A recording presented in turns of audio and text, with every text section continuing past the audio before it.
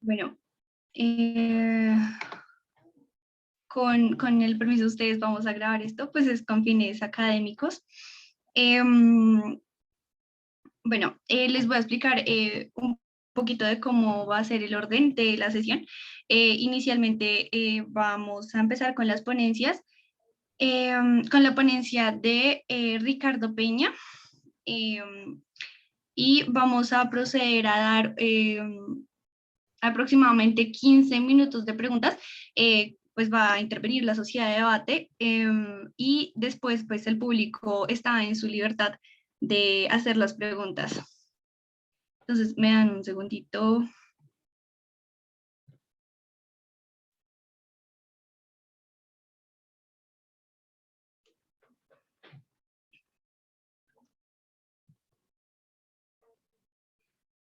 Bueno, qué pena. Entonces, bueno, iniciamos con Ricardo Peña. Ricardo, ¿estás aquí? Hola, ¿cómo están? Buenas tardes ya. En un segundo prendo la cámara. Ok, bueno, Ricardo Peña es estudiante de Economía y es joven investigador en el Ministerio de Ciencias. Y bueno, su ponencia se titula Educación técnica y tecnológica, una oportunidad impostergable para el desarrollo de América Latina y el Caribe.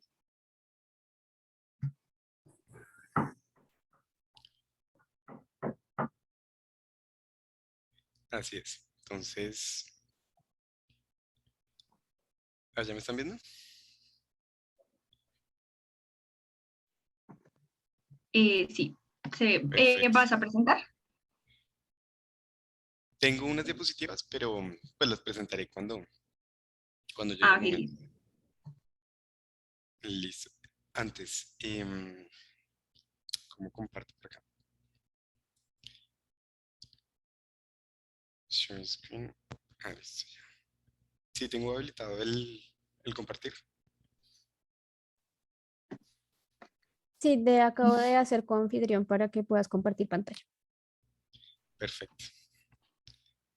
Ok, bueno, recuerda que el tiempo de ponencia es de máximo 25 minutos, así que desde este momento el tiempo es tuyo.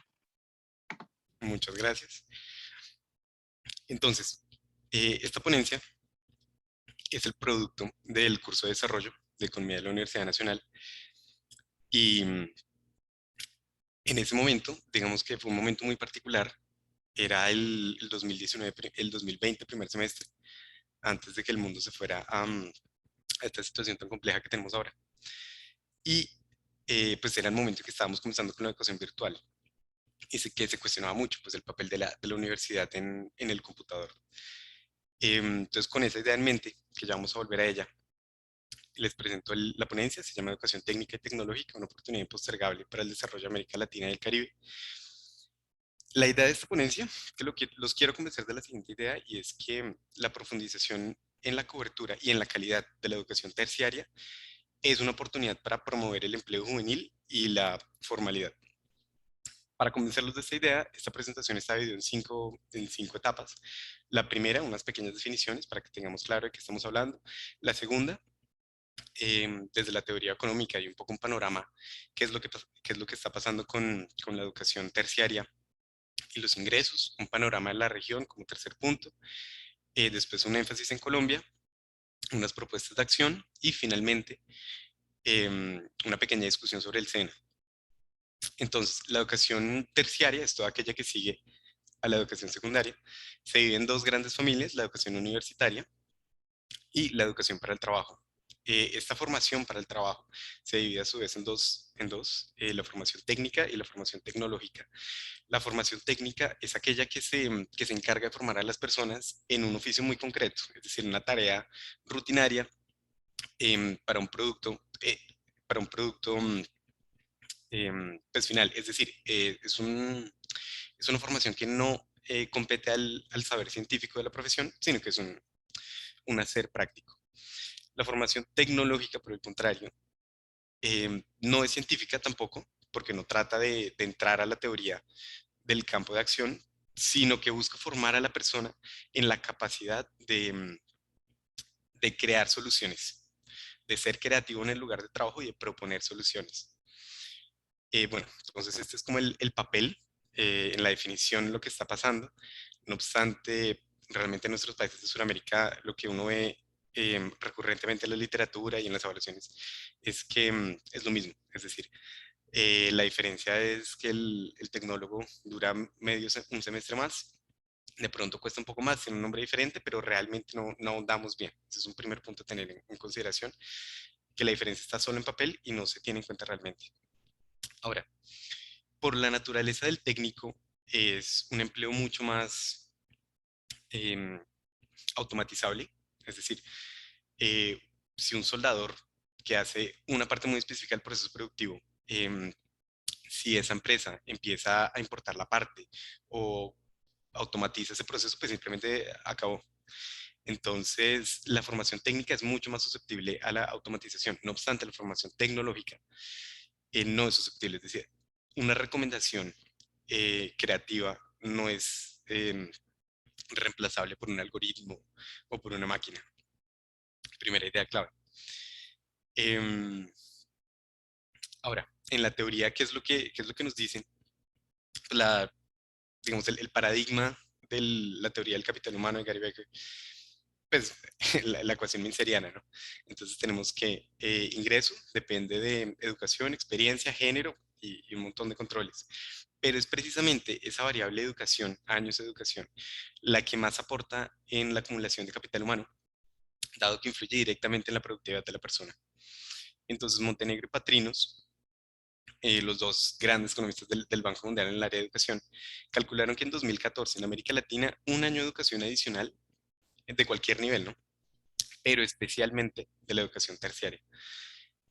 Aumenta el salario en 9.2% en mujeres y en 8.8% en hombres. Es decir, el efecto es más grande en mujeres.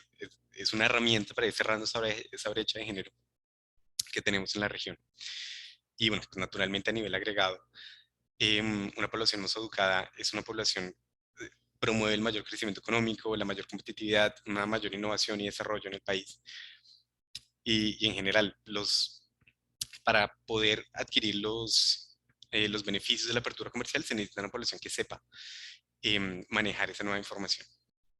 Ahora, en la región, Latinoamérica, tenemos un problema grandísimo en Latinoamérica y es que privilegiamos demasiado la educación. Bueno, problema, es problematizable esa afirmación, pero tenemos una característica y es que el ratio universitarios tecnólogos es muchísimo más alto en Latinoamérica que en los otros países desarrollados de la OCDE.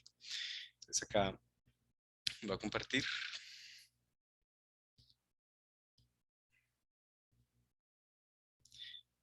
Pausa. ¿Cómo pregunto um, cómo comparto una pantalla en específico? Alicia. Listo. Hoy tuve un problema con el computador, murió. Entonces tuve que hacer la presentación de nuevo en Happy. Listo. Acá tenemos la gráfica de la cobertura, cómo ha evolucionado.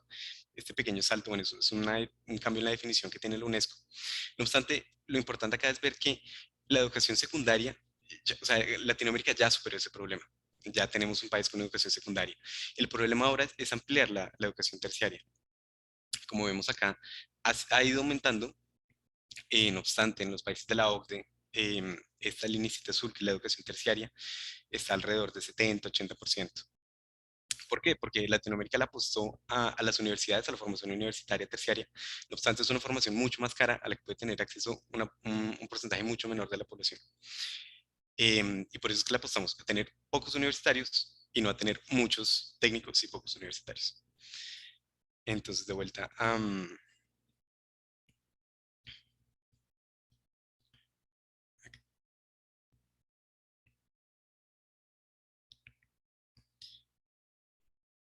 entonces, y hay un perfil, es decir, no solo los universitarios, nosotros lo sabemos, la educación universitaria, la técnica y tecnológica en Latinoamérica tiene un perfil muy definido. Principalmente quienes se forman en la educación TIT son personas de bajo estrato económico, varias razones. Estos son programas de bajo costo, son duraciones menores que un pregrado, la cobertura universitaria de calidad es muy restringida, además la educación pública básica no da lo suficiente para que esos estudiantes pasen los exámenes de admisión. em, y además las educaciones de educación técnica y tecnológica tienen más presencia regional. Bueno, para dar una contextualización de lo que está pasando en el continente, en Brasil tenemos el sistema SENAI. em, Suena igual, porque de hecho nosotros creamos el SENA basándonos en el sistema de Brasil. Dato curioso, acá estoy en Brasilia en mi intercambio y el sistema SENAI es una cosa inmensa. Y es del sector privado, es decir, cada gremio económico. Hay diferentes instituciones, está la comercial, la industrial, la agro, etc. Entonces, cada sector industrial, ellos lo que hacen es que donan y entonces crean estas instituciones que responden principalmente a las necesidades de su sector. Entonces, idea clave ahí para resaltar lo que hace bien Brasil. Lo que hace bien México. En México la educación técnica y tecnológica está muy conectada con la educación universitaria, porque por la historia, o sea, son instituciones casi que hermanas. De las universidades salieron estos colegios técnicos y politécnicos, y entonces quien se gradúa en un colegio, de un técnico en México, ya tiene el primer año hecho de la universidad. Entonces es un sistema más interconectado. Entonces, check ahí para México. Colombia no tenemos ni lo uno ni lo otro. Digamos que nuestra gran institución es el SENA. Ya vamos a tener una discusión que es problemático el SENA, ¿por qué? Que es financiado por el Estado, pero no tiene un vínculo tan directo con las necesidades del sector privado, del sector productivo, y no hay ningún tipo de interrelación, de diálogo entre las diferentes instituciones. Es decir, un tecnólogo del SENA no sirve para adelantar ningún curso de la universidad. Ahora, vamos a ver una pequeña, un ejemplo para Colombia,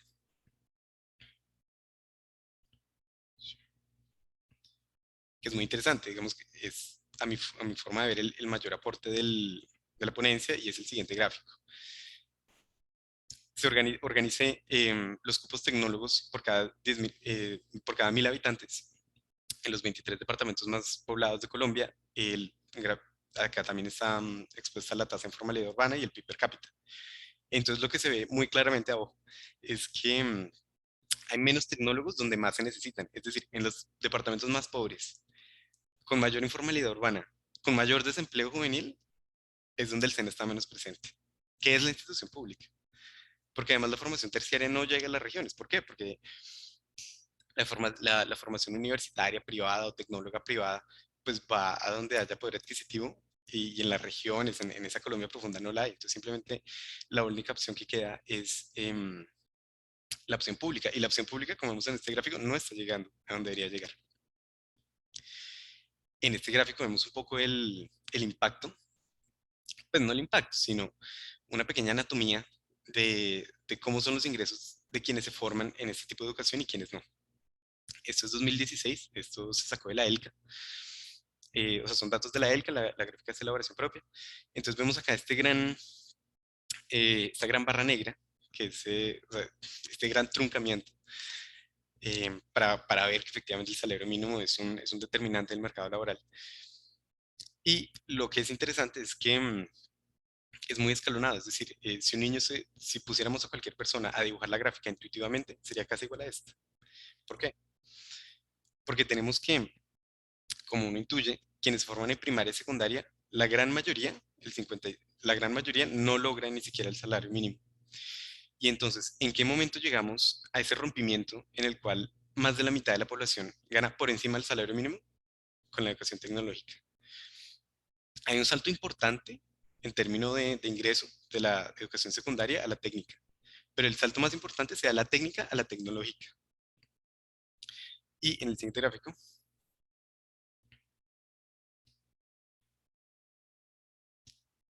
vemos formalidad, digamos que acá sigo la metodología de Jimena Peña, la estadística de la Universidad de los Andes. Ella mide formalidad como quien cotiza a pensión y a salud simultáneamente, como cotizante. Entonces, rojo es informal, azul es formalidad. Obviamente, quienes estudiaron primaria, secundaria, están casi que condenados a la informalidad. Pero, ojo acá, la formación tecnológica tiene niveles asociados de formalidad incluso mayores que quienes estudian un pregrado. Entonces es un punto para tener en cuenta en política pública. Antes. Listo. Entonces, para finalizar, bueno, las conclusiones de esta ponencia, brevemente, y haciendo una recopilación de lo que dicen pues, las recomendaciones, los informes de la CAF, de la OCDE, que fueron las que tomé en cuenta. Hay varias líneas de acción, que son las 7 recomendaciones grandes en este mundo de la educación técnica. La primera es disminuir las asimetrías de información entre el sector productivo, las instituciones técnicas y tecnológicas y los jóvenes, es decir, que estas instituciones respondan a las necesidades del mercado y que los jóvenes sepan cuáles son las carreras con mayor prospecto. Un poco el debate de, no sé si se acuerdan cuando Claudia López en campaña tuiteó que van a ampliar la educación, pero solo en las carreras como que den plata o que tengan futuro laboral. Y que bueno, después fue la polémica, después se arrepintió. Pero esa es la idea, que todos estemos más o menos apuntando al lado que es. La segunda propuesta es motivar a los jóvenes a continuar con la educación terciaria. Una gran parte de los jóvenes simplemente no continúa porque no tienen la información suficiente. Robert Jensen, un economista del Banco Mundial, hizo una evaluación de impacto muy interesante en 2010, entonces cogió a niños de la República Dominicana, un grupo de control, no hizo nada con el grupo de control. Y el grupo de evaluación, lo que les dijo fue mostrarles las gráficas de cuánto ganaba una persona con formación terciaria, o sea, técnica, tecnológica, universitaria. Y solo con decirles cómo era la distribución de ingresos, los jóvenes se motivaron y en el paper que ahí está citado, es un cambio como de 30% en la probabilidad de entrar a la educación terciaria. La tercera propuesta es promover la expansión de la cobertura de la educación técnica y vocacional, de la educación técnica vocacional, que son estos 2 años al final que hacen los estudiantes en el bachillerato, que es una tendencia que está creciendo mucho en el continente. De hecho, Colombia es de los países más rezagados a nivel latinoamericano en esta onda. Em, la cuarta es darle coherencia a ese sistema terciario, es decir, que quien salga del técnico pueda adelantar un año en la universidad. La quinta es focalizar la oferta pública en las regiones que más lo necesitan. Es decir, en Colombia lo que pasa es que la disparidad regional es acompañada por la disparidad en oferta de educación técnica pública. Estamos haciendo todo mal, debe ser al contrario. Y 6, pues ampliar los mecanismos de financiamiento para el acceso. Subsidio a la demanda es otro debate, es un debate fuerte, pero, pero vale la pena debatirlo. Ahora, muy brevemente, que creo que me quedan unos cuantos minutos, vamos Te a ver quedan una 10. pildorita. ¿Cuánto me queda? Exactamente 10. Ah, no, estoy bien. Pensé que estábamos cortos. Listo, qué bueno, porque entonces acá vamos a hablar del SENA. Entonces, una breve historia del SENA. El SENA se crea durante la Junta Militar después de Rojas Pinilla, cuando renuncia, la Junta Militar crea esta gran institución, el SENA. Entonces, es una misión que viene de la OIT, con Rodolfo Martínez Sono, un economista de la Universidad Nacional. Ya murió, hace poco murió. Y entonces se montan este monstruo, que es, que es algo único en su momento en América Latina, porque vemos que viene inspirado el SENAI, Brasil, el Servicio Nacional de Educación Industrial, pero es otro concepto, es decir, es privado, es un organismo autónomo, muy autónomo, y es un problema grandísimo que tiene el SENA. Entonces, antes de ver un poco los datos, quería mostrarles mi artículo favorito eh, de las leyes colombianas. Y acuérdense, esto es 1957, en términos históricos esto es ayer. Este es el artículo que reglamenta las funciones del SENA y tiene la siguiente frase que es espectacular.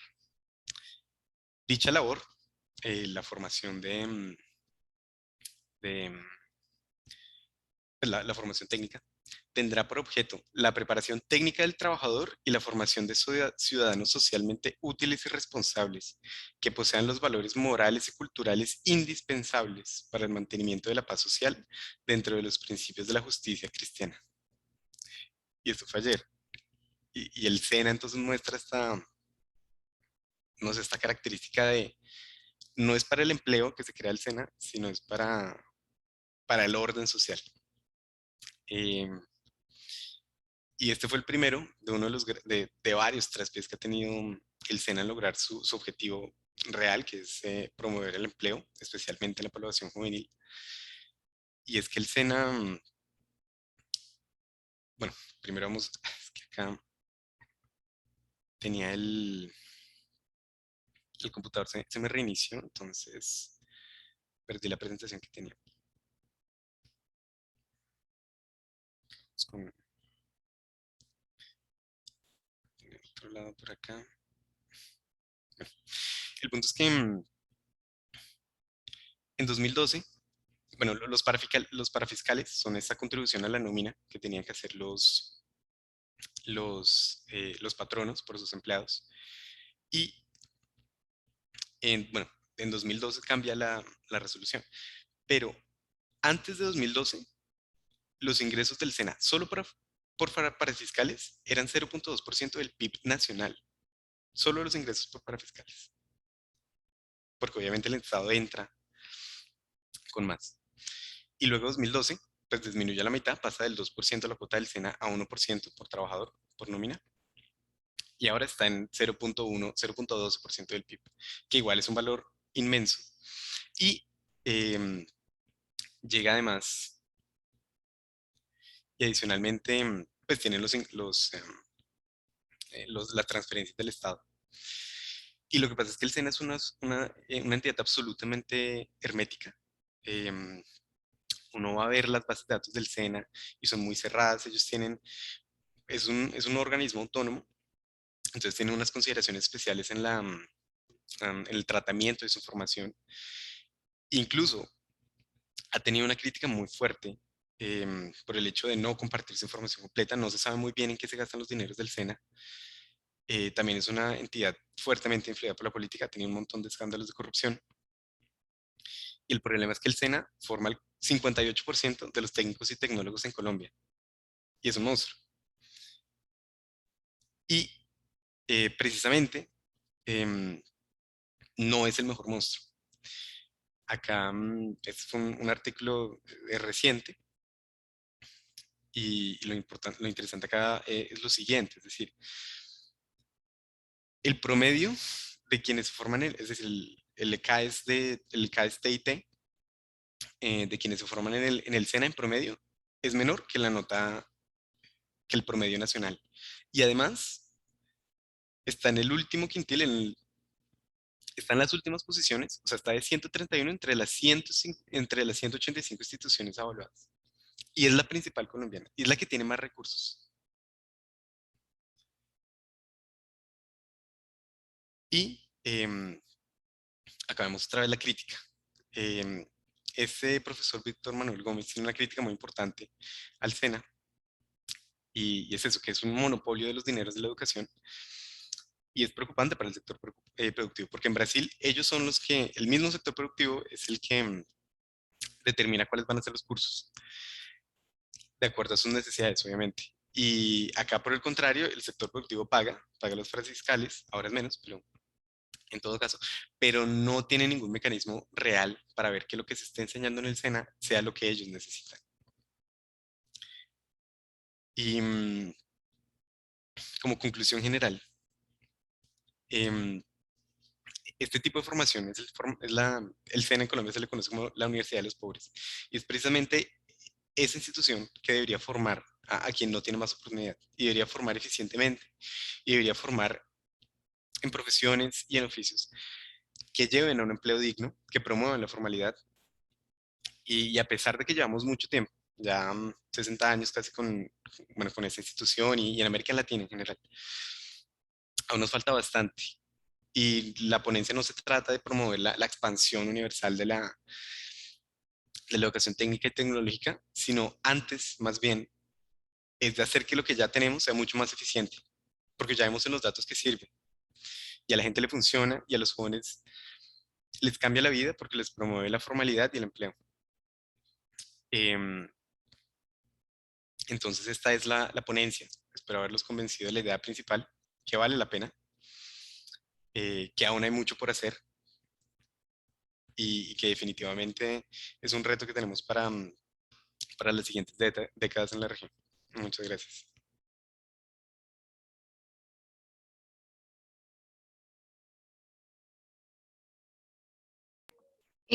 Bueno, muchas gracias Ricardo por tu presentación y tus valiosos aportes. Bueno, para las personas que de pronto llegaron un poquito después de que empezamos, bienvenidos, bienvenidas. Bueno, en este momento se abre paso para la intervención de las preguntas de la sociedad de debate. Las personas, bueno, los jurados serán los siguientes: es Vanessa Hernández, Cristian Mora y David Rodríguez. Entonces, pues les doy la palabra. Quiero hacer un reconocimiento a la sociedad de debate porque, bueno, este evento lo hemos coordinado codo a codo, nos han pues colaborado muchísimo. De pronto las personas que asistieron al taller pues ya los conocen. Eh, entonces, bueno, eso, el tiempo es de ustedes. Bueno, Ricardo, le sobraron 2 minuticos, yo creo que nos podemos extender un tricito más, pero bueno, recuerden que es alrededor de 15 minutos el espacio para las preguntas.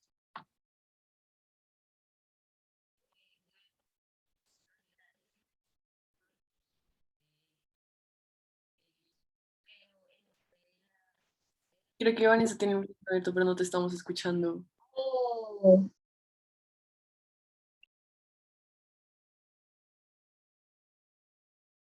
ay, no, ¿aquí me escuchan? Sí, ahí te escuchamos un poquito mejor.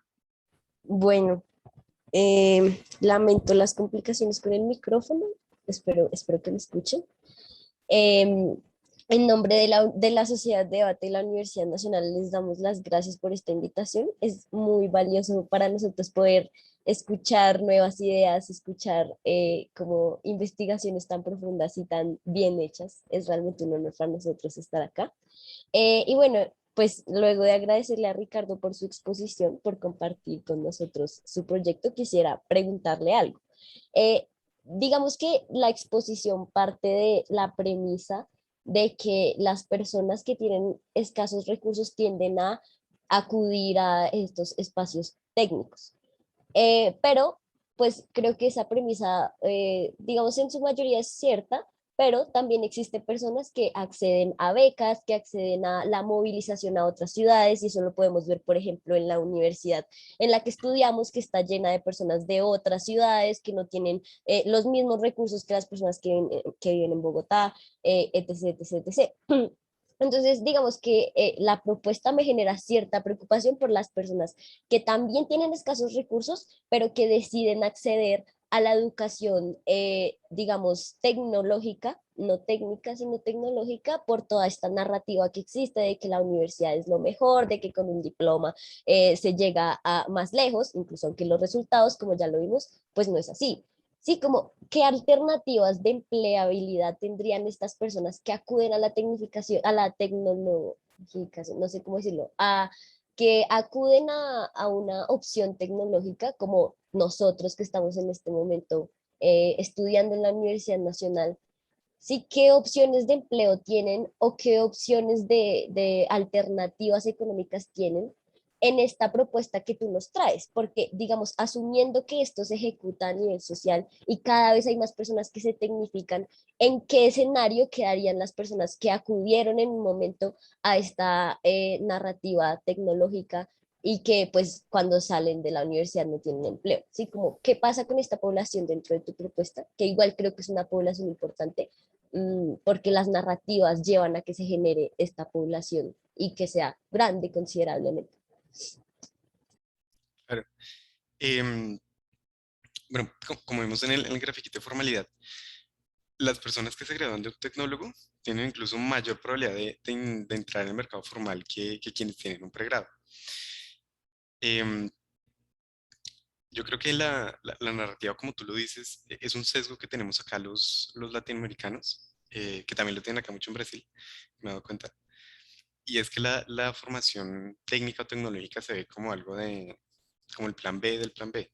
Es decir, el que no pasó a la universidad está haciendo un técnico por hacer algo, por estudiar, y no se valora realmente.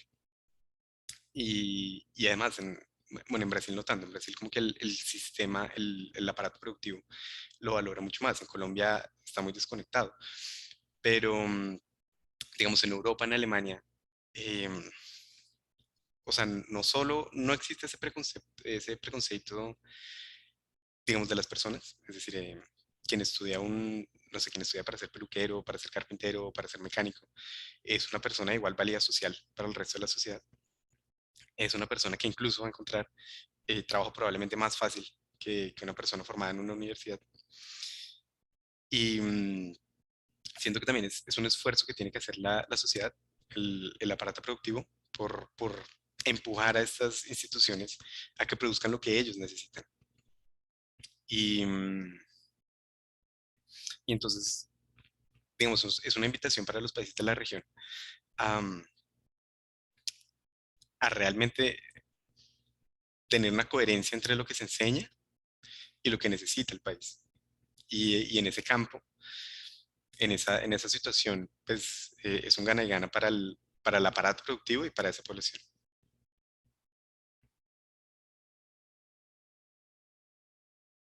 Espero haber respondido tu pregunta. Yo tengo otra pregunta, Ricardo. Hola, ¿cómo estás? Hola, Sara. Eh, este cambio que tú dices de narrativa, ¿tú crees que se logra solo con incentivos económicos o, digamos, sin importar bueno, es muy importante, pero solo con incentivos económicos o con qué otro tipo de incentivo o con qué cambio, sí, qué otro tipo de incentivo sería, digamos, cultural, cómo se lograría o solo con el económico, tú dices, si les mostramos, como dice este paper, que sus ingresos cambian, la gente ya inmediatamente va a cambiar esa narrativa latinoamericana que tú dices, esos preconceptos, o qué otra cosa que se necesitaría. No, yo creo que es principalmente cultural. Es decir, em, pues el trabajo mental es, no sé, en las familias, todas las familias querían tener un médico, un abogado. Y entonces el trabajo mental se veía como, uf, y el trabajo manual se ve un poco con malos ojos. Y, y se ve como algo menor y, no sé, o ser peluquero, por ejemplo, acá no es tan bien visto, o es el primo como diferente de la familia. Y yo creo que es un problema que tenemos como latinoamericanos, que atamos mucho el valor de la persona con el valor de la profesión y que para nosotros no todos los trabajos son dignos y que, bueno, es una sociedad, eso se refleja en una sociedad absolutamente clasista como la nuestra, que mira por encima del hombro a- al que, no, al que trabaja con las manos. Entonces yo creo que esto es un efecto secundario de un problema más grande que tenemos, que quién sabe si alguna vez lo lograremos superar, pero es superar ese clasismo y ese mirar sobre el hombro que tiene nuestra sociedad. Ok, ¿y tú crees? Ay, perdóname, la última parte se me fue porque me sacó esto de la reunión, pero te alcanzé a coger toda la idea. Y te quería preguntar otra cosa y era, mm, tal vez esto va más allá de tu ponencia, pero me gustaría saber de dónde crees que vienen esas creencias y esa valoración de la persona a partir del trabajo y específicamente en Latinoamérica. O si, bueno, sí, específicamente en Latinoamérica, o si tienes ejemplos de no, esto pasa en todo el mundo, no, es como si hay algún factor que determine que la gente empezó a valorar mucho el valor de una persona por su profesión.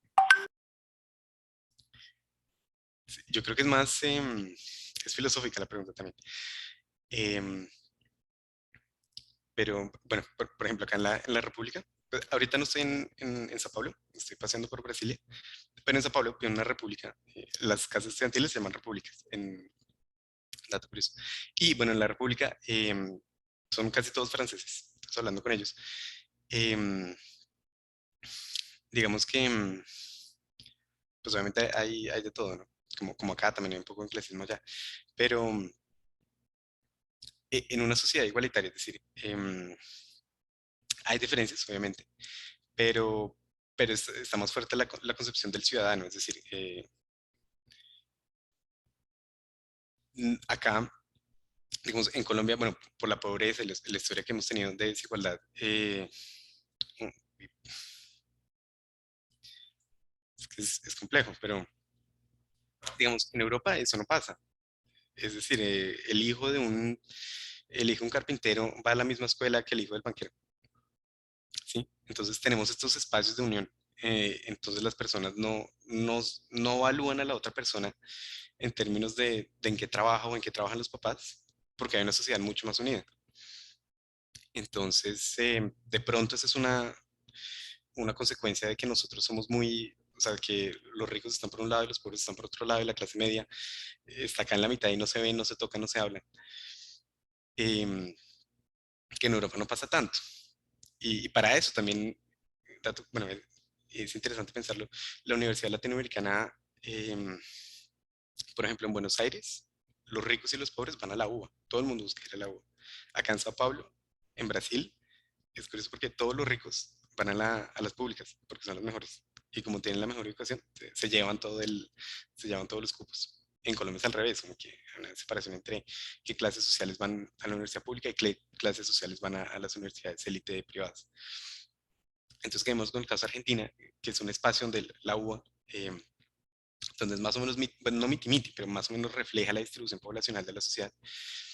Y es un proyecto en el que las clases sociales se ven y se tocan y se hablan, interactúan y se pierde un poco ese mirar sobre el hombro. Entonces yo creo que es en ese tipo de espacios en los que podemos cambiar em, esos conceptos erróneos de valorar a las personas por cuánto ganan o, o en qué trabajan. Ok, gracias. Y Entonces, bueno, voy a esperar a que haya otra pregunta, pero igual tengo muchas más por hacerte en caso de que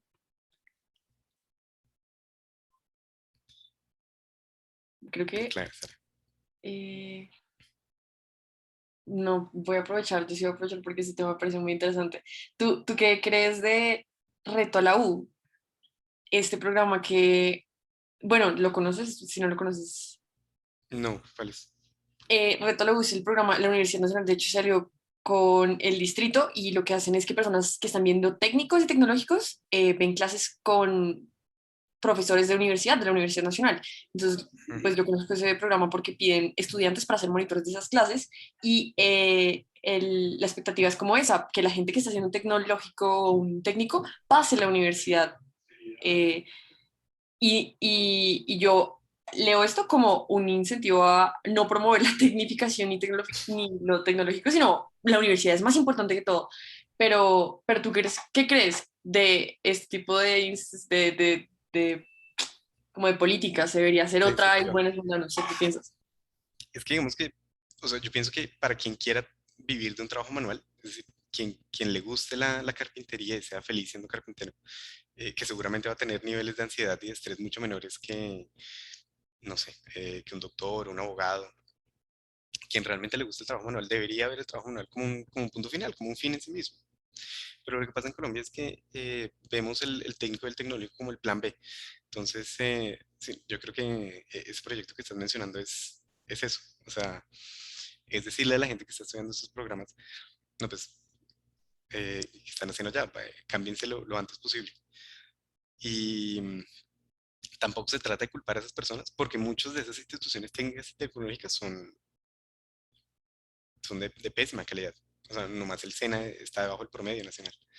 Entonces, em, yo creo que falta de ambos lados, pero principalmente es fortalecer o sea, uno, fortalecer las instituciones técnicas para que realmente de una formación de calidad que le permita a las personas tener un trabajo digno, de una labor digna.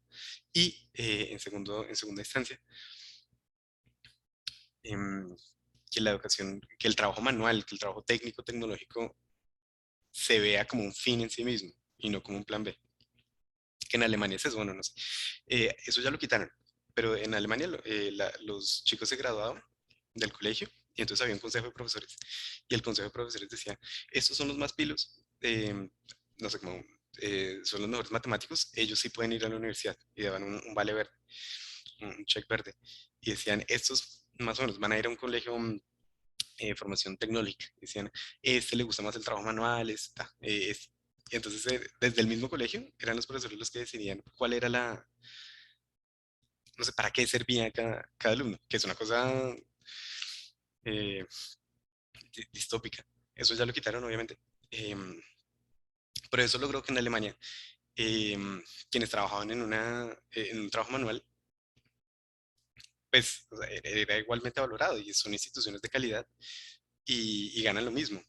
Es decir, el sector, bueno, esa es solo una de las razones, pero el sector servicios en Europa, en los países desarrollados, es carísimo. Y no sé, un corte de cabello ya puede valer que 40 euros. Acá vale 10.000 pesos. Bueno, 20.000 pesos. Entonces, sí,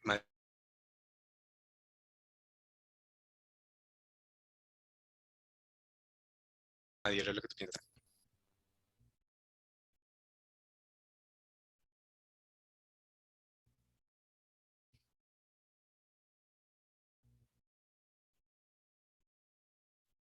No sé si haya más preguntas por ahí. Eh, Aprovecha. bueno, yo tengo una pregunta. Sí. Ah, ok, si quieres, primero respondes esa. Alice, ¿considera que en un país como Colombia, donde el aparato industrial es poco, apostar a aumentar el trabajo tecnológico puede ser una buena propuesta?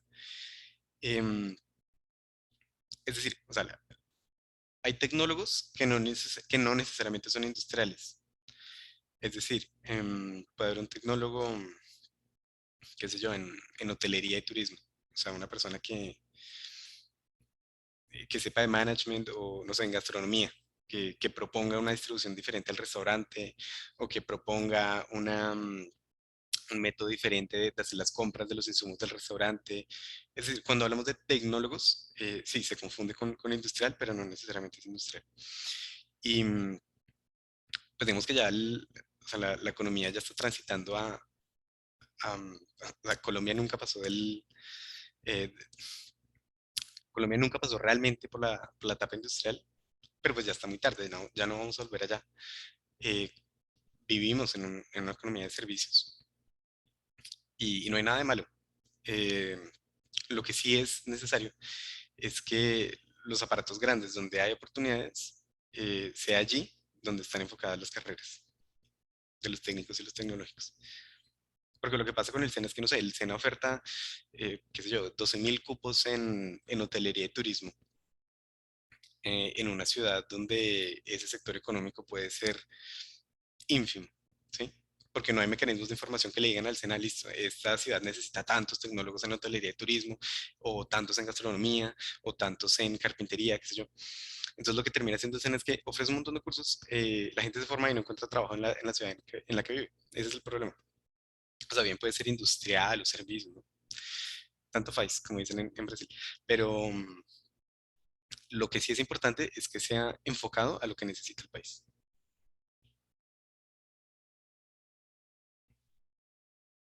Sí, Paula, ¿ibas a decir algo? Sí, bueno. Igual si alguien quiere seguir preguntando, lo puede hacer por el chat. Ahorita pues les damos la palabra. Bueno, yo tenía una pregunta. Era, digamos, esto de pronto va como un poco en contra de todo lo que acabaste de decir, pero yo quisiera saber, como en tu opinión, digamos, qué papel juegan las humanidades, porque bueno, en el SENA, digamos, las carreras técnicas y tecnológicas que se van a prestar, eh, las define el sector productivo y en el sector productivo, pues bueno, digamos que obviamente se le da un papel muy importante a los conocimientos duros, a las capacidades duras, digamos, lo que es relativo a la ingeniería, a lo contable, y bueno, entre otros, pero digamos, muy rara vez vamos a encontrar en el SENA una oferta de un curso tipo artístico o pues de humanidades, de conocimientos blandos en general. eh, y bueno, pues se entiende que esto no es muy compatible como con lo que conocemos como productivo, pero digamos que esto sí es algo como que a mucha gente le interesa, y pues le llama mucho la atención, digamos, siente pues vocación por este tipo de cosas.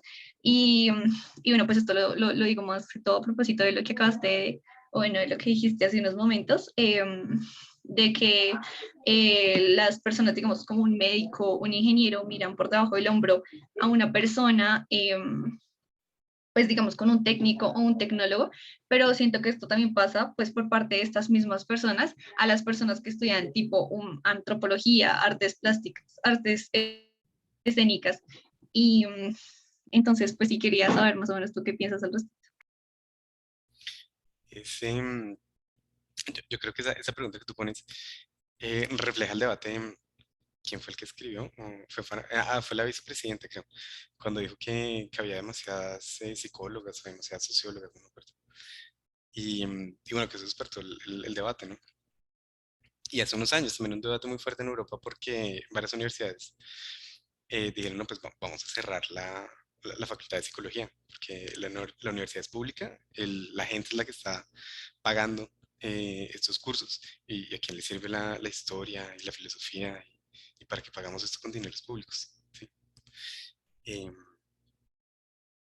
en ese debate que hubo en Colombia, Alejandro Gaviria, em, él lanza eh, como esta reflexión que él tiene y hablando sobre la importancia de las humanidades en la sociedad, que somos mucho más que calculadoras y que son estas humanidades las que nos ayudan a pensarnos como sociedad. Em, entonces, sí, mi posición personal es que vale la pena seguir promoviendo la inversión pública en este tipo de carreras, porque el valor moral que le dan a la sociedad vale la pena. Es decir, si bien no es tan tangible, no se mide en PIB, digamos, la felicidad tampoco se mide en PIB, pero, pero siento que es importante como sociedad que tengamos filósofos y que tengamos sociólogos y tengamos gente que nos critique. Em, un- Hay un artículo sensacional de un profesor de filosofía de la Nacional y él decía que cada vez que llegaba un presidente así como medio autoritario, trataban de cerrar la facultad de psicología, de filosofía. Y entonces el artículo más o menos dice como, ¿qué hacen los filósofos? No sé, pero deberíamos estar haciendo algo importante porque cada vez que llega un malo a la presidencia nos tratan de cerrar. Entonces lo estamos haciendo bien. Em, Ahora, en la parte pues, técnica y tecnológica, sí, digamos que no es no es compatible.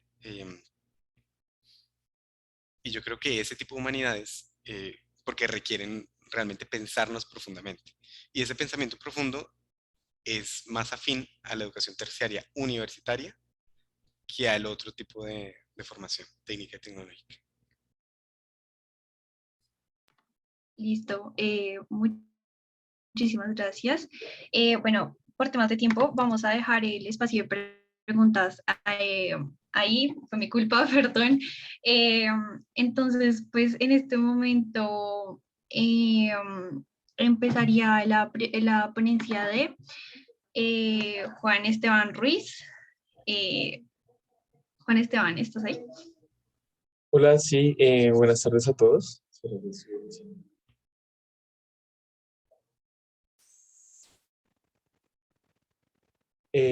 Bueno, muy buenas tardes a todos. Me vas, Ya voy a empezar. perdón, que te interrumpa un momentico, qué pena. Sí, Disculpen a todos los que eh, han entrado hasta el momento. Acabo de dejarles de nuevo el link de asistencia en el chat para que por favor lo llenen. Ya.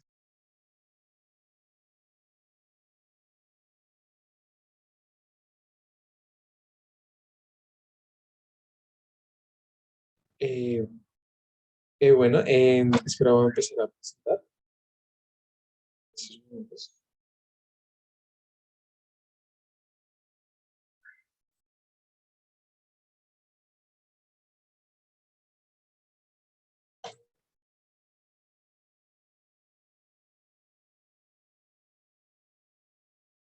¿Ya se está viendo la pantalla? Y ahí se ve. Bueno, muy buenas tardes a todos y gracias una vez más por estar acompañándonos a todos en este increíble espacio que nos ha dado la oportunidad de exponer diferentes temas que nos conciernen a todos. Bueno, en este caso, yo les vengo a traer mi ponencia titulada Obstáculos jurídico-económicos en la integración latinoamericana y su impacto en la región. Este tema surge gracias a la transformación que le doy a un trabajo que entregué en mi clase de metodología de investigación y que un monitor mío que trabaja con las redes de intercambio me motivó a construir y de pronto expandir un poquito más la idea que estaba tratando de plasmar. Entonces, pues voy a empezar a darle inicio con el resumen de lo que fue todo mi trabajo. Listo.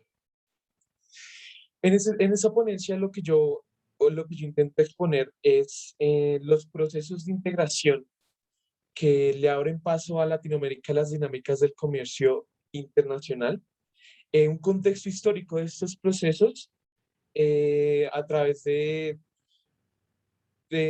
recopilación histórica de los diferentes procesos que iniciaron o que hacen parte del inicio de Latinoamérica en el mundo de la economía, y además una revisión jurídico-económica que permita evidenciar las carencias en algunos apartados, en algunas leyes de estos procesos de integración eh, que, bueno, que están relacionados con problemas que dificultan el desarrollo económico como tal de Latinoamérica y qué relación hay o se presenta entre las garantías de desarrollo y la democracia representativa en Latinoamérica.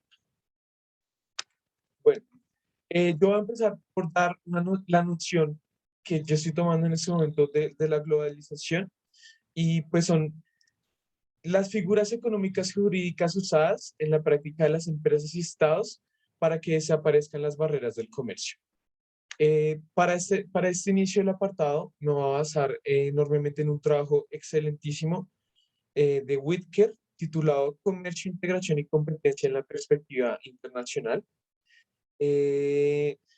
Y para dar contexto de esto, es la globalización, inicia desde el siglo XX, que abarca una variedad de figuras económicas y jurídicas usadas para la disminución de barreras internacionales del comercio entre países. Este fenómeno no afecta a todos por igual, es algo que menciona, es la principal idea que menciona Whitaker, y es que no todas las naciones entran en el juego del comercio internacional bajo las mismas condiciones. Es entonces que se presenta la desigualdad en estas condiciones de procesos de integración. Otro trabajo magistral que yo estoy utilizando acá para la exposición es el trabajo hecho por Escobar y Torres, en donde ellos se van a enfocar en la revisión jurídica del proceso de integración latinoamericana. De esto les voy a hablar un poquito más adelante. Principalmente, ellos plantean o crean la necesidad de revisar la composición jurídica de los tratados de libre comercio celebrados dentro de la región, especialmente aquellos con Estados Unidos, ya que más adelante, como lo vamos a evidenciar, se puede dar o se puede percatar que las relaciones económicas con Estados Unidos han desembocado cierto tipo de problemas en la economía local de las naciones causadas por la integración. Para dar un recuento muy abierto acerca de cómo se dan los inicios de los procesos de integración en América Latina, tenemos lo dicho por Saskia Sassen acerca de qué ha pasado con la economía desde que empezó la globalización. Y es que esa autora nos dice que la economía en el contexto global en la que estamos es muy diversa y compleja y nos expone a nuevas lógicas creadas o nacidas desde la globalización en lo que respecta al funcionamiento del capitalismo. Esta dificultad o esta complejidad no es ajena a Latinoamérica, es especialmente vista en Latinoamérica dadas unas condiciones sociales, unas condiciones geográficas, unas condiciones históricas y unas condiciones políticas que nos construyen una identidad como país y también construyen las bases que se tienen para cualquier tipo de relación que sea a nivel internacional, en este caso evidenciado o evaluado desde las relaciones económicas. Y una de las cosas o algo muy peculiar para resaltar en mi trabajo de ponencia es que hay muchas nociones de globalización. La noción de globalización que yo o que elegí para el desarrollo de esta ponencia es la que da Wicker en su trabajo, que dice más o menos así textualmente: eh, es la apertura de mercados y escenarios de libre competencia que erosionan los intentos proteccionistas sobre los cuales los estados cobijan sus crecimientos industriales. Esta es la globalización en la que me baso para hacer los demás hallazgos o las demás interpretaciones basadas en distintos trabajos de ahora en adelante. Entonces pasamos rápidamente a puntualmente cuáles son estos procesos de integración en América Latina y desde qué momento se da. Bueno, yo voy a resaltar los tres procesos más importantes para la región, comienza con la Asociación Latinoamericana del Libre Comercio, el ALAC, en 1960. Fue un tratado suscrito por Argentina, Brasil, Chile, México, Paraguay, Perú y Uruguay, en donde más tarde se van a anexar los países de Ecuador, Venezuela, Colombia y Bolivia. Eh, este tratado nació con la finalidad de crear una zona de libre comercio en donde todos los países interactuaban entre sí económicamente y entre muchos otros aspectos de la economía, como es también la circulación, la facilidad de circulación de, de los, de los nacionales entre naciones y también de pues, la exportación e importación de diferentes insumos, de diferentes bienes entre las economías. Eh, esa, este proceso de integración tiene la característica de que da el nacimiento a la LADI. Cada 12 años en el ALALC ellos se reunían para cambiar las reglas de juego en base a las necesidades que se iban presentando a través de los tiempos. Es en una de esas reuniones en 1980 que gracias al ALALC nace el ALADI, es la Asociación Latinoamericana de Integración Económica, en 1980, que reúne todas estas principios que entrelazaban los países que tenían en común para crear reglas o normas que facilitaran entre la región el comercio libre de bienes, de servicios, de capital humano, para mejorar su situación y la independencia. Este es un punto crucial que muy adelante voy a tratar: la independencia del exterior. Estos impulsos que tiene América Latina, según el estudio económico para América Latina, que fueron los estudios en 1949, en los que se basaron para el inicio de estas integraciones económicas.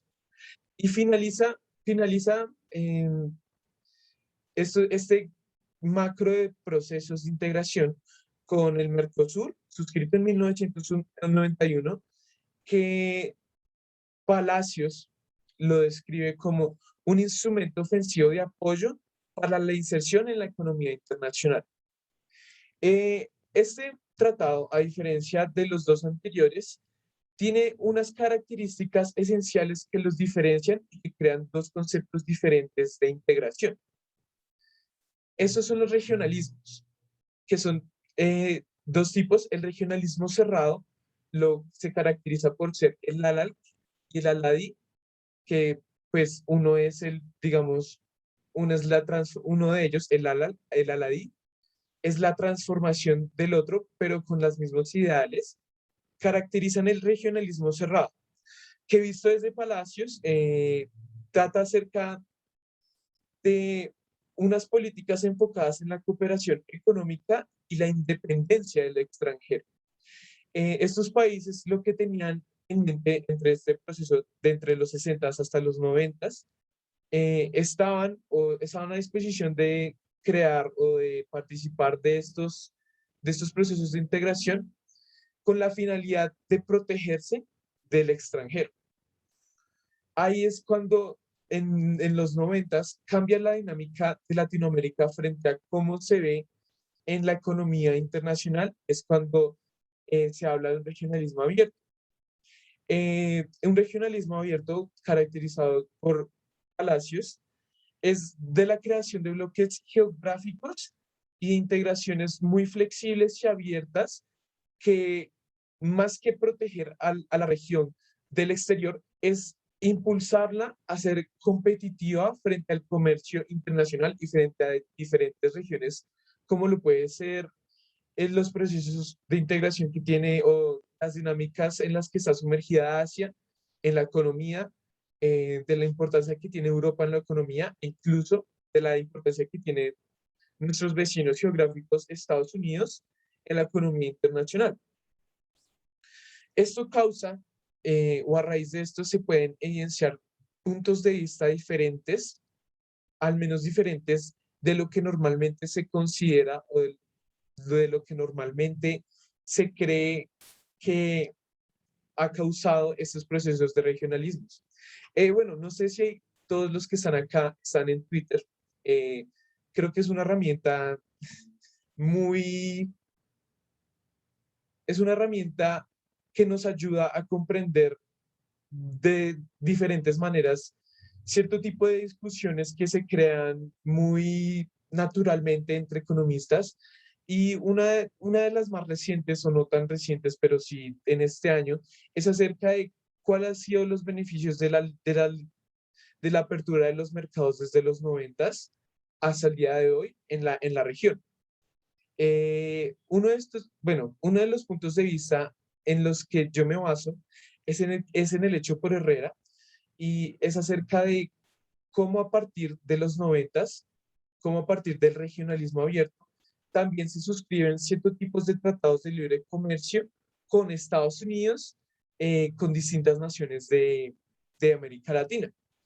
Lo que él considera acerca o su punto de vista frente a estos procesos es que los impulsos o lo que mueve a Estados Unidos para suscribir ese tipo de tratados de libre comercio es por la necesidad de contrarrestar la creación de un bloque de poder único latinoamericano, que pues de pronto, de pronto ponía una competencia mayor en los mercados y presionaba a Estados Unidos a tener diferentes dinámicas a las que ellos no estaban acostumbrados, eh, dadas sus características expansionistas. Eso lo que quiere decir el autor es que la motivación principal de Estados Unidos para empezar estos procesos de suscripción de tratados de libre comercio es por el miedo al éxito que pueda tener un bloque de poder único económico, como lo podría ser una buena implementación de tratados de libre comercio a nivel regional. La CEPAL indica muchos aspectos positivos de estos procesos de integración y de liberación económica en la región, pero también menciona y se percata de los inconvenientes que ha traído a la región estos procesos de integración, que más adelante en la ponencia se caracterizan como los obstáculos jurídico-económicos en la integración latinoamericana. Lo que sucede a continuación de todos estos procesos de integración y la apertura de los mercados hacia una economía latinoamericana más competitiva y más abierta al mundo, es que muchos de los acuerdos suscritos, ¿no? Acuerdos que comienzan después de Mercosur o que comienzan a la par de Mercosur, como puede ser el Grupo G3, como puede ser el acuerdo comercial entre Canadá, Estados Unidos y México, es que la mayoría de países latinoamericanos, en especial México, como lo analiza Whitaker, es que muchos tienen insatisfacción frente a las metas que estaban propuestas en estos procesos de integración frente a lo que realmente obtuvieron como país y como economía. En, en, en la, en el trabajo de Whitaker, él habla de cómo el acuerdo suscrito entre Estados Unidos, Canadá y México trajo consigo a México un alto nivel de importación de insumos necesarios para los nuevos niveles de producción que le estaba requiriendo el tratado a México. Esto causó, pues obviamente, la entrada de muchos mercados inequitativos para los cuales el país no estaba preparado para recibir, dados estas nuevas dinámicas de procesos productivos que tal vez a nivel de industria no estaban a la par para poder dar una sana competencia, lo que más adelante ocasionó prácticas anticompetitivas que dificultaban la transparencia de los procesos de integración. Parte de esto o parte de los problemas que ha generado esta suscripción es esencialmente en los movimientos de capital de las economías emergentes hacia Estados Unidos. Para entender esto se tiene que caracterizar cómo se dio la inversión de Estados Unidos a Latinoamérica y desde qué momento. La inversión de Estados Unidos a Latinoamérica comienza fuertemente desde una época postguerra, una época post Segunda Guerra Mundial, comienzos de Segunda Guerra Fría, en donde se estima que el nivel o que Chapoy estima que el nivel de inversión de Estados Unidos hacia la región latinoamericana corresponde al 46% de sus inversiones, un valor extremadamente alto que potenció en esta época de la historia mucho el desarrollo industrial, el desarrollo empresarial en los países latinoamericanos. Poco a poco y con la recuperación económica, con la recuperación política o con la recuperación en general del mundo, después de esta Segunda Guerra Mundial, se tiene que, después de que las otras regiones empiezan a mejorar, Estados Unidos empieza a invertir o direccionar estas inversiones a las distintas regiones que ya vuelven a tomar ruedo en las lógicas de la economía internacional.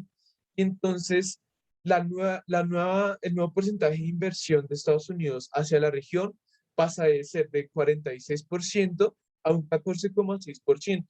Una disminución caótica, una disminución bastante problemática para el desarrollo continuo de la región. A partir de esto también se puede evidenciar el problema que estoy mencionando acá, que es el movimiento anual de capitales. Chapoy estima que el movimiento que se da anualmente de la región hacia Estados Unidos está evaluado en 2.640 millones de dólares de transferencias directas hacia Estados Unidos.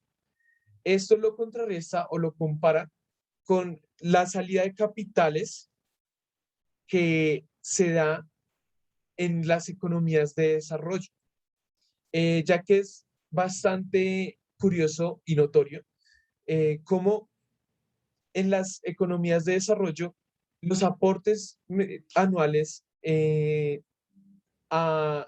capital que se extraen de los países hacia Estados Unidos es de un porcentaje menor.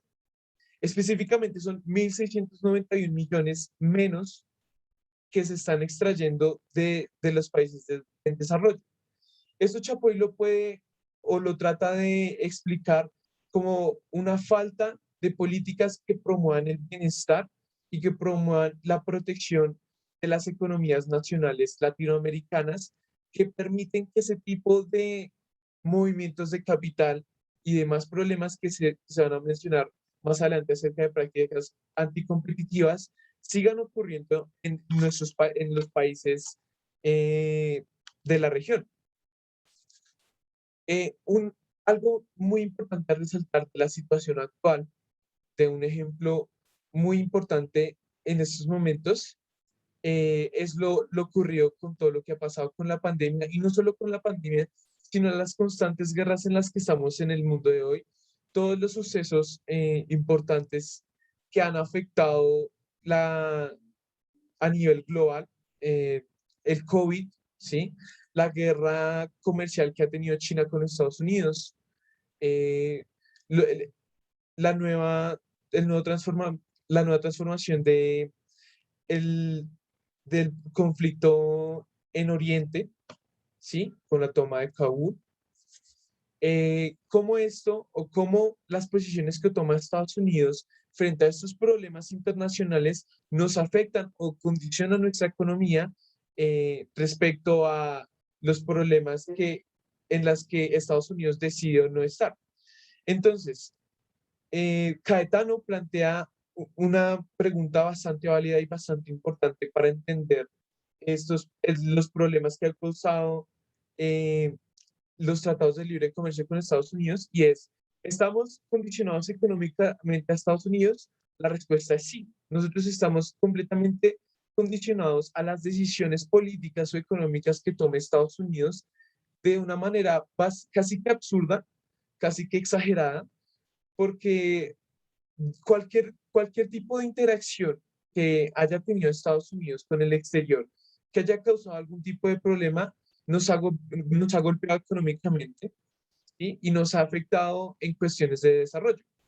Eh, Algo muy notorio es cómo nos ha afectado o cómo ha afectado las bolsas, cómo ha afectado el mercado, esa guerra comercial con China, cómo ha afectado las medidas que tomó Trump en su momento de candidatura acerca de cómo se iban a dar esas relaciones comerciales entre China y Estados Unidos, y de la manera en que eso a nosotros nos afectó como desarrollo en el país.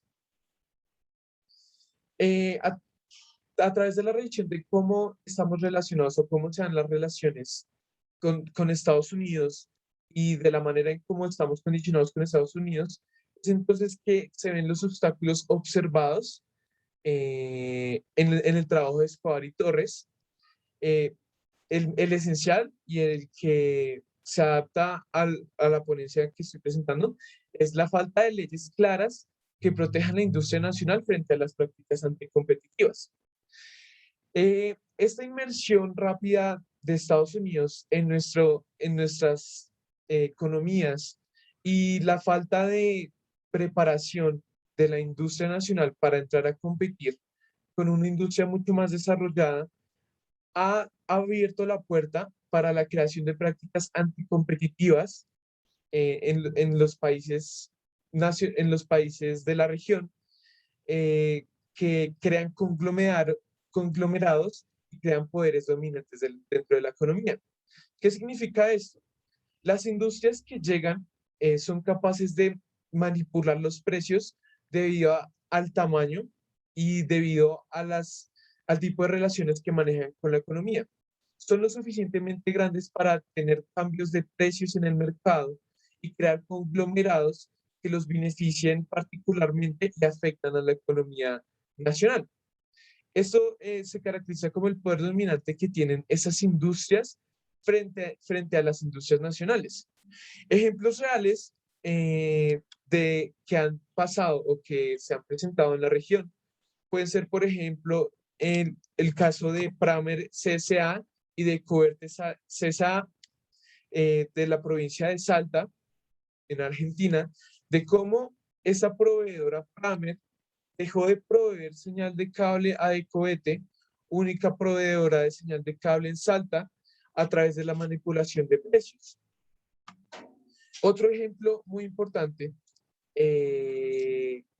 Pena que te interrumpa, Juan Esteban, ya se te acaba el tiempo, entonces si quieres te damos pues un minuto para que cierres. Ok. Gracias.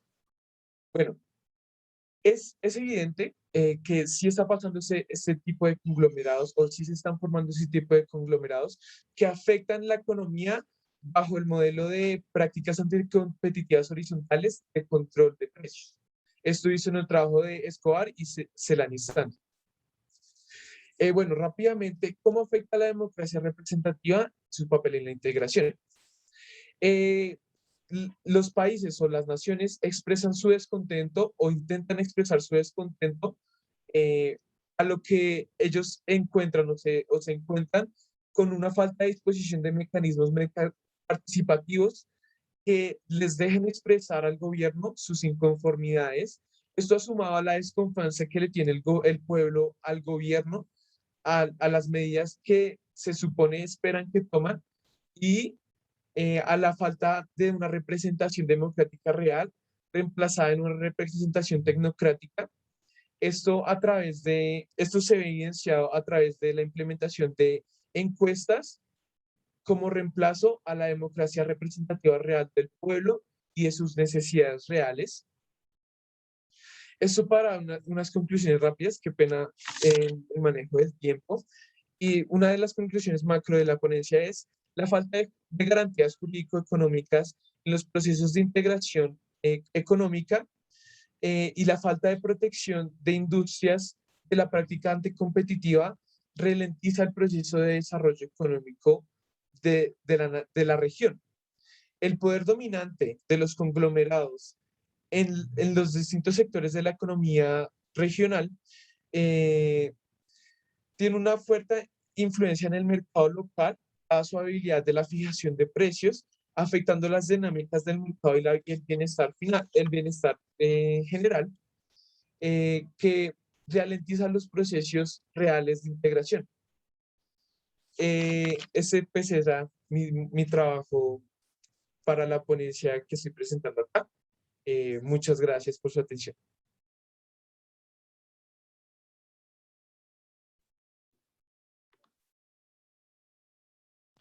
Eh, bueno, gracias Juan Esteban por tu ponencia y por tus aportes.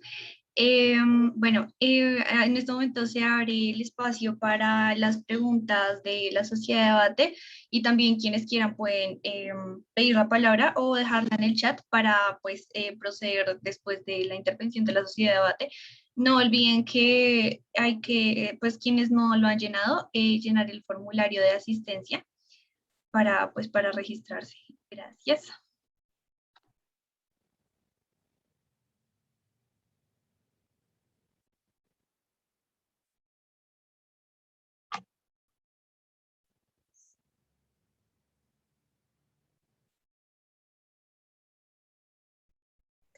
Sí, sí, se escuchó, perdón. Pues, primero que todo, pues muchas gracias por tu presentación, estuvo muy interesante y se nota que le metí bastante empeño, entonces, pues, la verdad me gustó bastante, tocas temas muy interesantes, pero acá sí tengo una pregunta, o sea, en un momento nos estableces como que con el panorama mundial o el contexto internacional que vivimos actualmente, como que la guerra mundial, o sea, la guerra económica entre China y Estados Unidos nos afecta muy fuerte, o sea, afecta pues porque estamos muy condicionados de Estados Unidos. Pero pues te preguntaría, ¿estas afectaciones solo nos pasan a nosotros? O sea, yo sentiría que al ser como que las principales potencias mundiales, como que es una afectación que en general afecta a nivel mundial porque pues todos hasta cierto punto dependemos muy fuertemente o en alguna medida de Estados Unidos o de China. Entonces, como que, ¿cómo podrías explicarme cómo nos afecta especialmente o de qué forma es más crítica esta afectación a los países latinoamericanos? Listo. Muchas gracias por tu pregunta. Sí, efectivamente, una de las acercaciones que se pueden dar acerca de esto es cómo cualquier decisión que tome Estados Unidos frente a alguna otra potencia, en este caso, pues la potencia con la que más ha tenido problemas es China, nos afecta globalmente, efectivamente, nos afecta globalmente a todos, pero el hecho de que Estados Unidos esté tan metido económicamente en nuestras relaciones económicas a nivel de región, e incluso a nivel de país, en nuestro TLC más importante y del cual dispone la mayoría o un gran porcentaje de nuestras exportaciones, importaciones, es proveniente de Estados Unidos. Lo mismo pasa con los países vecinos en la región, que dadas estas condiciones o dados ese, esa entrada tardía a las dinámicas del comercio internacional, nos afecta esencialmente debido al tipo de relación que tenemos económica y política y social que le tenemos a Estados Unidos. De pronto en otras regiones eh, puede verse en una menor proporción afectada, como hay otras regiones en las que pueden verse mayormente afectadas.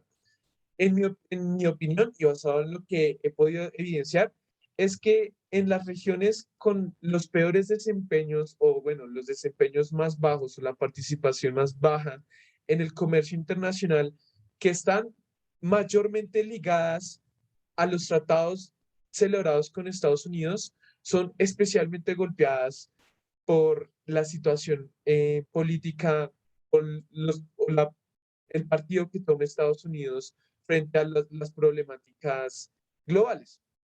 De pronto, hay regiones que les afecte un poco menos este tipo de problemas o conflictos porque no tienen una dependencia tan fuertemente vista como nosotros. Por ejemplo, si nos comparamos con regiones como la de Europa, ellos tienen pues la Unión Europea, sus dinámicas de comercio son extremadamente diferentes a las dinámicas de comercio que nosotros tenemos y su relación con Estados Unidos es diferente a a la relación que sostiene Estados Unidos con nosotros. Eso no se mencionado, por ejemplo, más en el ejemplo que da Chapoy acerca del movimiento de capitales. Como en Europa, que tiene países potencia, que tiene muchas más inversiones, los movimientos de capital que tiene hacia Estados Unidos son menores o sean en menor medida que lo que se ha evidenciado en los movimientos de capital provenientes de Latinoamérica. Esto se da porque Europa ha sabido adaptar sus relaciones comerciales en pro del bienestar y un poquito de la independencia de su región, de sus países, de los acontecimientos internacionales y especialmente de Estados Unidos. Nosotros no tenemos en igual medida ese tipo de leyes o ese tipo de iniciativas que nos protejan o que proteja el bienestar social y económico de Latinoamérica, sino que tampoco tenemos herramientas que nos protejan frente a las decisiones que tome Estados Unidos debido a nuestro estrecho o, digamos, esas relaciones tan estrechas que sostenemos con Estados Unidos. Y aquí pues me tomo una segunda pregunta y ya creo que con esto termino. Ligado a esto último que dices de que, o sea, estamos muy dependientes de Estados Unidos y de que no tenemos unas leyes hasta cierto punto o unos mecanismos para poder defendernos, ¿podrías llegar a proponer, o sea, cómo podremos paulatinamente intentar entrar al mercado globalizado de forma como individuos en términos latinoamericanos, o sea, como Latinoamérica como un grupo, o estamos condenados a estar siempre subyugados a Estados Unidos? Pues, y ya con eso Sí, diría yo. gracias. Pues creo que fue un error mío de medir los tiempos a los que le dedicaba parte de la introducción de la ponencia, pero en el apartado del papel que tiene la democracia representativa en los procesos de integración, era donde de pronto podría haber dado una solución eh, más a fondo de poder disponer de más tiempo.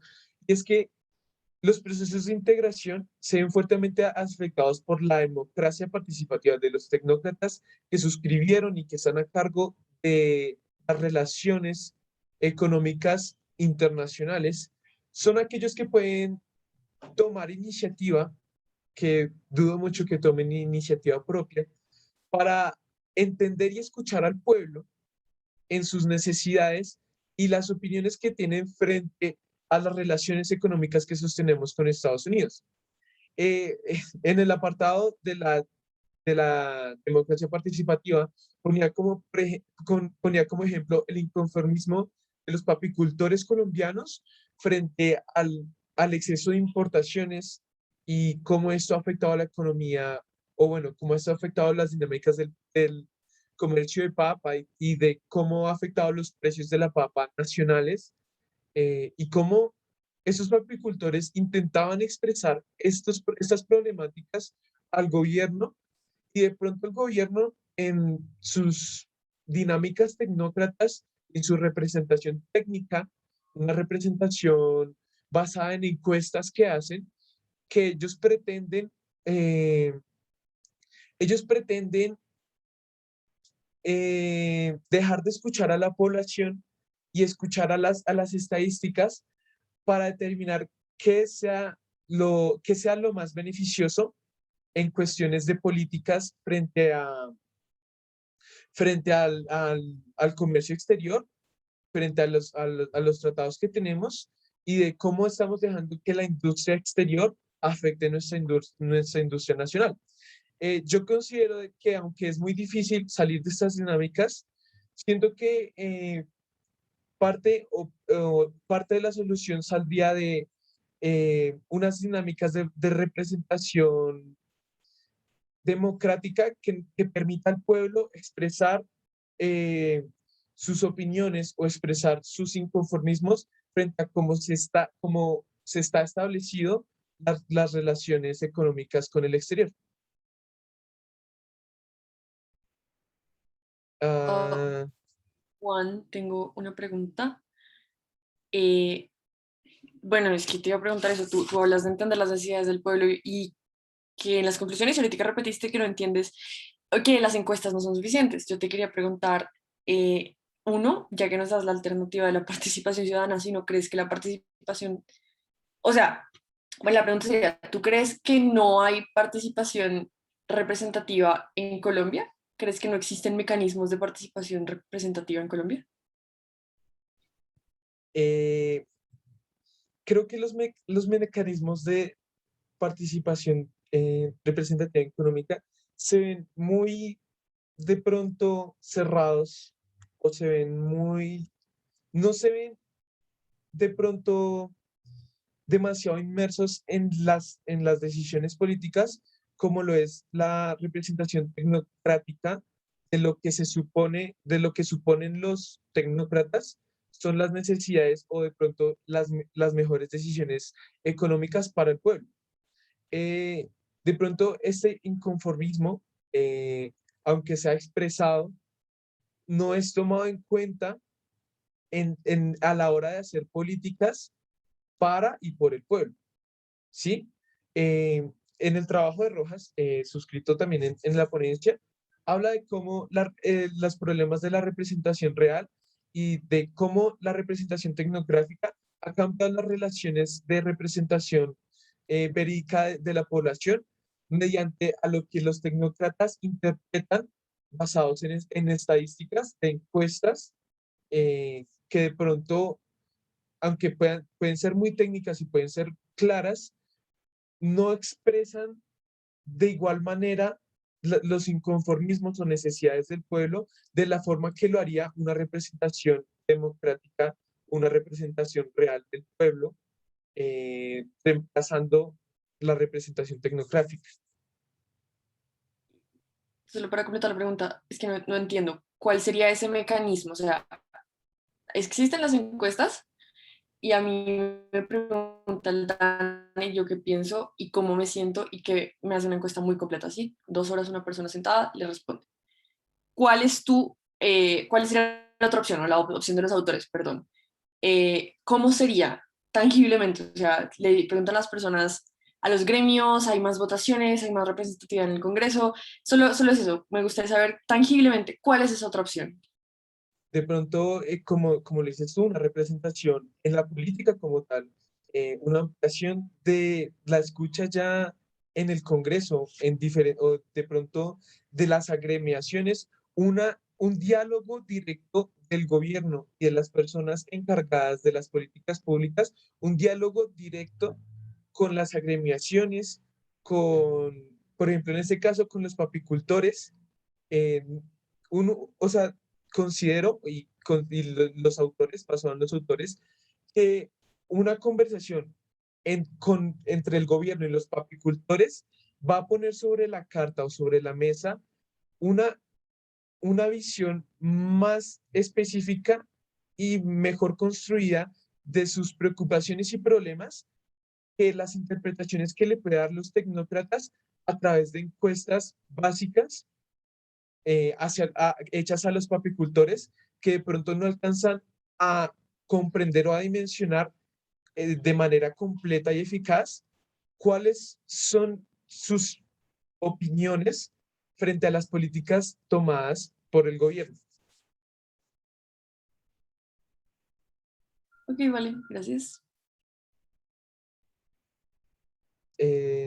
Ricardo, también tenías la Bueno, mano levantada. sí, Ricardo. Y, no, era Sara, la otra persona que tenía la mano levantada. Tienes la palabra, Ricardo. Gracias. Juan, una pregunta. Em,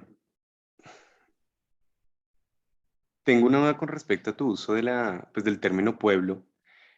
Y bueno, hablas del pueblo y te refieres al lado de la producción, es decir, hablas de los papicultores, pero no de los consumidores de papa. Entonces, cuando dices, no sé, el libre comercio afecta a los papicultores, entonces nos afecta al pueblo, pero siento que estás hablando el reflejo, o sea, el otro lado. Es decir, pues para mí es muy lógico que las familias colombianas pobres se beneficien de una papa mucho más barata. Entonces, por un lado, los papicultores, pues al ser un gremio, al estar todos juntos, al tener representantes, voceros, pues tienen una voz más grande. Pero los consumidores de papa, que son las familias pobres colombianas distribuidas a lo largo y ancho de todo el país, pues no están juntos, no tienen voceros. Entonces, ¿cuándo puedes discernir que unos son pueblo y los otros no? O cómo es que el consumidor entra en el debate? Sí, cuando yo estaba hablando de los papicultores, era un ejemplo, pero no la regla o no, digamos, la única, el único gremio o la única parte de la población a la que está sujeta ese tipo de inconformismos frente a los diferentes tipos de prácticas, o sea, frente a cómo se siente el pueblo, no como solo em, el pueblo productivo, los papicultores, los campesinos, sino los ciudadanos y el pueblo colombiano como tal, sin importar si están inmersos en la producción productiva agrícola, si están inmersos en otros sectores de la economía, todos tienen diferentes, de pronto van a tener diferentes opiniones acerca de cómo los afecta el, la inmersión de mercados o la inmersión de industria extranjera con medidas anticompetitivas en la economía nacional. ¿Sí? Uno de los ejemplos es cómo afecta el precio de la papa y cómo ha afectado a los papicultores esa importación de pronto de papas más baratas, eh, que esto viene a otras problemáticas, cómo el gobierno ha impulsado la mejora de la producción agrícola o de la producción de papa. Eso no solo se ve en la papa, también lo vemos de pronto en los consumidores, de pronto lo ven, por ejemplo, en el mercado textil, las personas o la industria nacional textil va a tener ciertas opiniones frente a la importación de industrias textiles, o sea, de todos los sectores.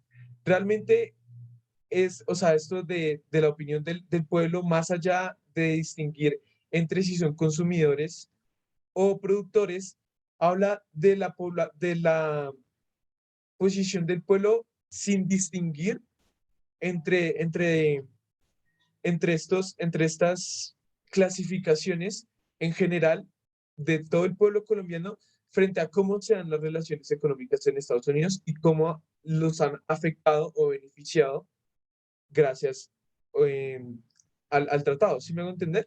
¿Sí es claro?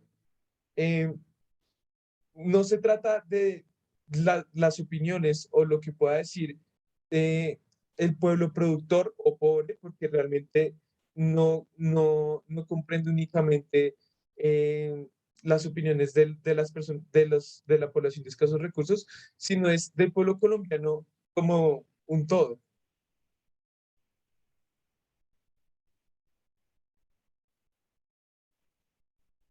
¿Sí me va a entender? Gracias, Juan. Sí.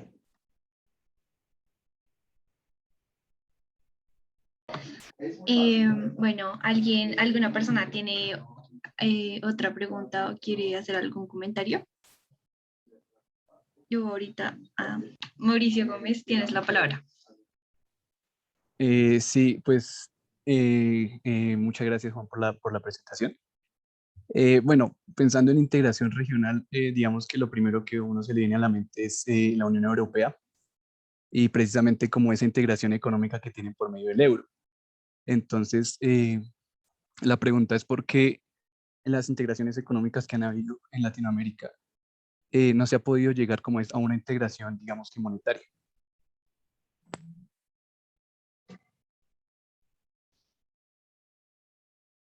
Sí, ¿se escucha? Bueno, gracias por la pregunta. Parte de entender cómo se han dado las relaciones de integración en la región es a través de cómo los gobiernos de la nación han visto o sus ideales frente a lo que debería la región tener como integración.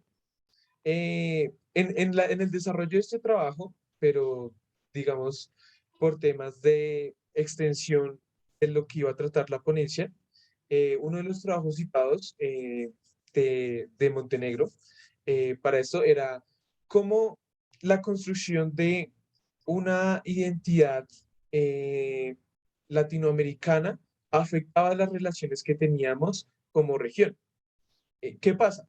La mayoría de países, o en la mayoría de países, visto desde los aportes de Montenegro, todos tenían una misma línea de medidas o todos tenían una misma línea de leyes que regulaban el tipo de relaciones económicas que se tenía y de pronto estipulaban qué tipo de elementos podrían abarcarse en una integración económica y qué tipo de elementos no.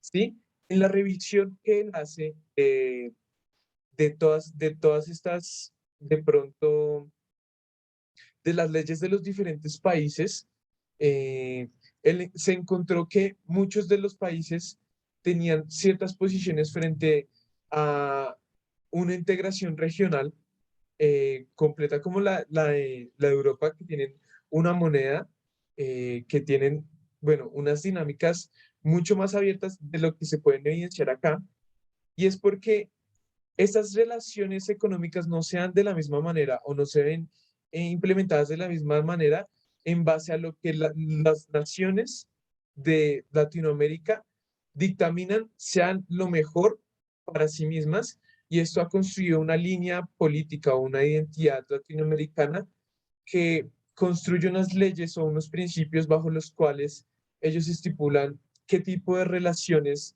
económicas pueden darse en la región y qué tipo de cosas no. ¿Sí? Este de pronto es una explicación al de pronto por qué nosotros no hemos intentado, o, bueno, intentado no, o sea, por qué no sean nuestros procesos de integración de pronto de manera como sea en Europa, es debido a la, a la identidad, a la construcción de una identidad latinoamericana que simplemente no lo ve conveniente. Vale, gracias.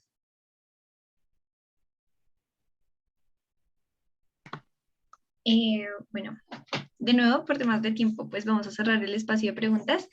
De nuevo, muchas gracias a las personas que preguntaron y a ti, Juan Esteban, y bueno, y a Ricardo. Eh, entonces, bueno, en este momento damos por terminado la presentación de las ponencias y esta sesión del Congreso. De nuevo, no olviden llenar la asistencia del evento en el formulario que hemos dejado ya varias veces en el chat. En el evento del día de mañana, ya, ya les confirmo la hora, vamos a anunciar los ganadores y los ganadores, el ganador y, y pues los premios.